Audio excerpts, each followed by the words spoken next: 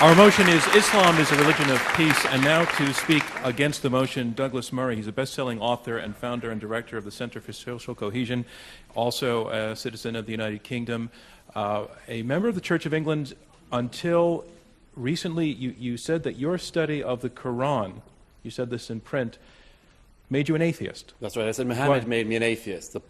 The publisher said at the time, that's a pretty provocative headline. I said, well, get somebody to do the next one. She said, I could find a Catholic who could say Muhammad made me a Catholic. I said, how about trying to make it a three-part article and get the third one, somebody saying Muhammad made me a Jew? And that one would be the trouble. Douglas Murray, ladies and gentlemen. Well, thank you. Well, thank you. It's a great pleasure to be here tonight. I'm sorry to make this panel rather Brit-centric after my colleague Majid. This isn't an attempt by us to have a British takeover of the old colony or anything like that. But I was coming earlier from my own fallen empire, referring back to my friend and colleague Ayan's comments earlier, and I was reading the paper, as I'm sure all of you were doing earlier today. Majid finished his comments by talking about the importance of changing paradigms. I'm not sure this is about paradigms. I think it's about facts. Here are some facts in my newspaper earlier.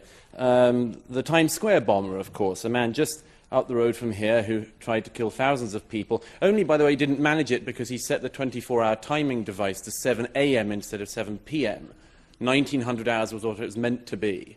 If he had have got that bit right, thousands of New Yorkers would have died earlier this year again. I see further in the paper 12 suspects arrested in France in a network trying to recruit people to go and fight American and other troops in Afghanistan. I turn to another page of the newspaper in the city I've just flown off from this morning, a Muslim London Underground worker who was, had written to his wife, who's off to try to become a martyr for Allah, as he says. He says, more than anything, I wish Allah to grant me martyrdom. Ladies and gentlemen, we have to look at facts. We should also just quickly, if I may, refer something to the wording of tonight's debate. Ayan's already mentioned this, but I mean, let me put it this way. You're I'm sure, a liberal-minded New York audience, or at least I hope you are. We'll see. But I imagine that if the motion we had here tonight was Christianity is a religion of peace, we get to the Q&A, perhaps even before, and somebody would say, if the other side were arguing for that, somebody would say, what about the Crusades? What about that? And then there'd be some other clever clogs who'd say, what about that Florida pastor the other week? That was a nasty business. That's Christianity for you. If we'd had tonight, Judaism is a religion of peace, the other side were trying to argue that. Sure as anything. There'd be people popping up in the hall tonight saying, oh, there's this bit in one of the Old Testament books, really, really bad. All sorts of massacres going on. Why don't you talk about that? There might even be people trying to say that, the argument that Judaism was a religion of peace couldn't be argued because people would say, look at what Israel is doing, and isn't that a direct response, and so on. So let's not have a debate about Islam and whether or not Islam is a religion of peace without talking about the facts to do with Islam. It's an absurd situation we're in, where nothing that anyone does whilst being Muslim is any responsibility of Islam's. Yet anything anyone does whilst being a Christian or a Jew is responsibility of all Christians, all Jews. Let's make this as straightforward as I can. Take the categorization that eminent scholars like Bernard Lewis, Ibn Waraq have made. Let's say Islam is a very, very complex thing. And the best way I can do this in the very short time I have is say you have three Islams. Islam 1, 2, and 3. Islam 1, the Quran and the life of Muhammad and the Hadith. Islam 2, the tradition of the Sharia. Islam 3, what Muslims do now. The first of those things, Islam, the Quran, and so on, is bad. It is bad. There is a lot of violence in it. And what's worse, the peaceful verses are superseded by the violent verses. The violent verses also, sadly, are more numerous in number. Then you've got the life of Muhammad. Again, a bad man. A very bad man, it has to be said. Not a great role model, if you look at it. Takes child brides, abuses a small girl, multiple wives, himself a warrior, himself a war criminal, himself beheads Jews. This, I would have thought, would be a signal of not great peacefulness. Then you've got the tradition of the Sharia. Again, not great peacefulness. Still, no schools of Sharia that people in this hall would want to submit to. And thirdly, what Muslims do now, thankfully, there is some hope in that one. Because most Muslims, thank goodness, I almost said thank God, but old habits die hard. Most Muslims don't do what those texts say, because they exercise their judgment as moral beings without having to refer to defunct holy books. Now look, I wish that Zebra and Majid were the spokespeople of Islam. It would be lovely, although in Majid's case it would have taken rather too long if everyone had to go for 14 years preaching the downfall of America and then said, no, not so much. But we are where we are. Anyhow, I wish they spoke for Islam. It would be great. But the fact is that tonight, the organisers of this debate asked a number of clerics. None of them would show. Specifically, they wouldn't show and debate against Ayaan Hirsi Ali. Myself, I don't think they cared. But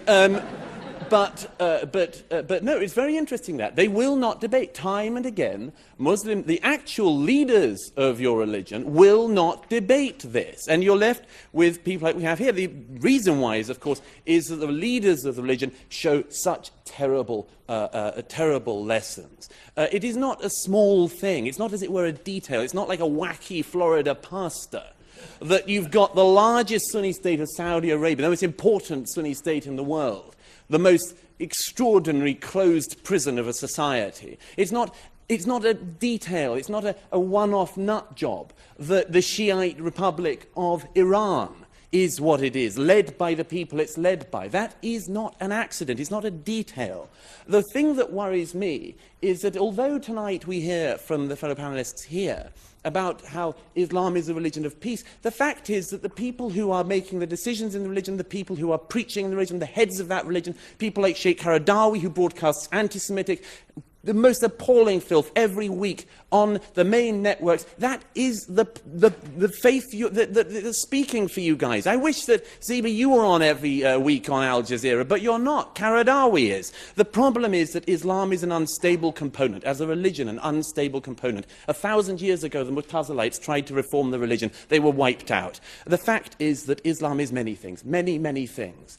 But to say it's a religion of peace is nonsense. It's to ignore reality. It's to ignore very difficult but necessary facts, not paradigms, but facts. To say that Islam is a religion of peace is to say something based entirely on hope. It's to elevate a hope into truth. And I hope, as you all know, history teaches us that's a very bad thing to do. Thank you. Thank you, Dr. Smart. Yes, we read things in their context. I mean, you read Chaucer in context. Chaucer doesn't have followers. He doesn't have 1.4 billion people who believe everything. Sorry, I quoted Martin Luther, not Chaucer. Or are meant to believe everything. I suppose Martin Luther does have followers. If you allowed me to speak, I'd address your Luther point. Yeah. I'll get there, I promise. Right. You don't have followers of Shakespeare who insist on, or are meant to be insist on line by line following everything Shakespeare did and believing everything he wrote. That's because it's literature. Actually, what's happening, Majid, is you've put your finger on the problem. Absolutely. It's not us that isn't applying the rigorous critical faculties. We're applying them to the Quran as we would to any other work of literature. You're not, because you can't. And the final thing on that, what do you mean he can't? What do you mean that he can't?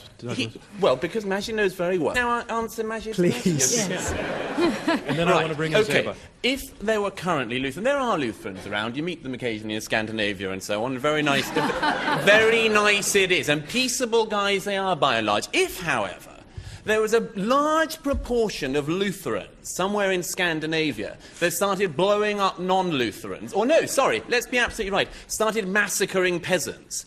Do you think the people would say, hang on a minute, let's not criticise Martin Luther, he did that by the standards of his time, we shouldn't criticise his followers all that much, and we shouldn't point out what he said and so on. No, we just say, you know, don't go and massacre peasants, full stop. It was rubbish at Douglas, the time, it's rubbish now, it's the same with the Quran. But don't we get back to one of the core problems which you still haven't addressed, which is the life of Muhammad and his teachings?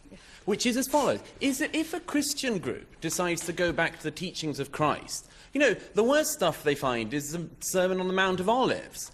They can find one verse where Jesus is said, I think the Gospel of St. Matthew, to have said, I come not to bring peace but a sword. But the rest of it is all love thy neighbour and all that sort of stuff. If you're a Christian group looking to go back to the sources of Christianity, you just find a lot of, well, hippie stuff for a lot of modern people. So what is it about this religion we're talking about tonight that you say is a religion of peace, that when people go back to the origins, they find a founder who was violent, teaching violence? We look back on many things that Martin Luther did and said that was an awful practice. But we don't judge these men by the standards that we have today. Let's bring in Douglas Murray. No, we do, and we should. We should, Majid. And may I say, it's a bit too cutesy to compare a man who raped a 9-year-old girl repeatedly with men being, the wife's a bit of the master of the household and so on. A bit too cutesy and a bit too much avoiding the issue, which is this, that this is actually a very real concern which doesn't just apply in mid-7th century Arabia, but today, here and now, in Britain. In my own country, we now have, thanks to to an arbitration act put into law in the 1990s, whereby people can have civil disputes arbitrated under laws that they can decide on, that we now have Sharia courts in Great Britain. And the Sharia courts that in Great Britain are operated by people who are actually clerics. They are religious authorities. There's one at the moment, Siddiqui in Leicestershire. Now this man runs a set of Sharia courts. A couple of years ago, it turned out that we found out a little bit about the sort of thing he was deciding. And sadly, again, it's not reformist stuff, because when you go back to the Sharia, people take the lessons from it and they make judgments like the following. 6 women who had gone to the Sharia courts because they were being physically abused by their husbands. They were persuaded to drop the cases because this should be a matter between a Muslim woman and her Muslim husband and the Sharia court. This should not be a matter for the police in Great Britain in 2008. That stinks. What's more, there was in another case, a local Muslim man died. His will was arbitrated by Sharia because that was what happens now in 21st century Britain. And the arbitration of this man's will gave half the inheritance to the daughters as to the sons of the man, because that's what you have in the Quran. But so it's all very well to say just that it's actually something said that he agrees with you that this stuff needs to change. But the point is that when you look at the courts that are doing this, when you look at the religious authorities, when you look at the clerics, the judgments they're making, those are the kinds of judgments. I wish that Majid would get some clerics on his side who could set up rival Sharia courts that didn't decide that women were second-class citizens. But sadly, at the moment, that is the case. So, Douglas, it's the only time I've ever done a book review of a fatwa. I'm sorry to say this, Sir Majid, you seem to have just proved our point. Yes. Please explain. Is it? I mean, I'm very grateful. It's a very important and very interesting question, why more people don't stand up. I much admire Al-Qadri for that fatwa, as I have other people who have stood up. But the number of times I've spoken to clerics behind closed doors and so on, and you say, why aren't you saying anything? They say, because if I do speak up, I'll be killed. Well, I address you again, ladies and gentlemen, to the motion. No, but hold on. I'm sorry. Right, hang on. How on earth does fear of being killed in Pakistan by a minority faction of extremists prove Islam is not a religion of peace? Let me put it this way. Douglas, No, sorry, I've got to... Because really, what you've just said is really quite absurd, and I've got to clarify. It takes one person to kill all of us here. One person in a suicide bombing. Now, if we were scared of saying what we're saying now because of that one person, it doesn't mean all of us love war and hate peace in any way whatsoever. It means we all fear that one person who could walk through that door with a suicide bomb jacket strapped to his chest. If we were That's discussing argument, Quakerism here tonight, does anyone think that when a Quaker said, I'm quite fearful about speaking up against certain things in my faith, come on, this only happens with Islam. There is no other major faith in the world today where it is the case that people are fearful of addressing religion because they're afraid they'll be killed. It's only Islam, and we're saying there's a reason. Being killed by a... Douglas. That is an important one. Ayan and I and people who make some of the points we make are often accused of taking bits of the Quran out of context. I think you've just seen a very good example of it from the other side. I'm not saying that that isn't a good verse to live one's life by. One cannot just simply quote the verse about there being no compulsion in religion as And though you it can't doesn't quote have the other ones either a without follow-on. context. It has As a though follow-on. it doesn't So have do a follow-on. those And ones. as Ayan has just showed you, As it does has a those ones. follow-on. So I think this gets back to the very important question the lady halfway back there made, which is whether or not this can be a religion of peace. I believe it can be. And when I said earlier there are three types of Islam I identified, I said the first one, the scriptures, the life of Muhammad and so on, bad. Second one, Sharia, interpretations, bad. But thirdly, the way Muslims live their lives today, in this country and countries like it, that is our source for hope. And the source of hope for that is that they individually use, like many people do religion. I'm not a religious person, Ayan isn't either. But we recognise the fact that people of religious faith have the right to that faith, should practice that faith, should have no fear of practicing that faith. There's no problem with this. But it's a private matter, and one which people come to very strange private arrangements about. And I just wanted to add this, which is that if those people are going to be able to reform that faith into the religion of peace you're talking about, then yes, we would be the first people to encourage them. But if we're going to have that debate, as I hope we've shown tonight, it has to start with honesty. Let's do one more round of questions. It has to start with frankness. We have, Donna, do we have... Douglas Murray. I do have to. This is a very, very complex one, but this has to be said. Majid's just given the comparison with the founding fathers, and there has to be some clarity about this. This country rightly reveres your founding fathers, but you don't think that their word was immutable or unchangeable. Yeah. You don't believe, I don't think that anyone in this room who criticised Mr. Jefferson now here tonight will be declared an anti-American apostate who can be fit for slaughter. The problem that our opponents have to address, this, is that in a religion which is based on the idea that the Quran was dictated direct by God to Muhammad, and that therefore if you are criticizing the Quran or throwing out bits or pulling it apart, like most Christians and Jews have come to that stage, but pretty much you pick a mix with your holy scriptures, and it's quite a good, humane way around it. But with Islam, if this is the revealed word of God, revealed, it has to be said, as it was shown again earlier tonight, in a particularly obscure and unreadable dialect, which, if it was meant to be understood by the whole of the world, it's a bad place to start. If this were the case, then, as I say, we come back to this problem. The founding fathers said many great things and did some bad things, but you are not committed as Americans not to criticize the bad things they did, and this is a problem our opponents are going to have to address. And that, thank you very much. Our motion is Islam is a religion of peace, and here to summarize his position against the motion, Douglas Murray, best-selling author, founder, and director of the Center for Social Cohesion.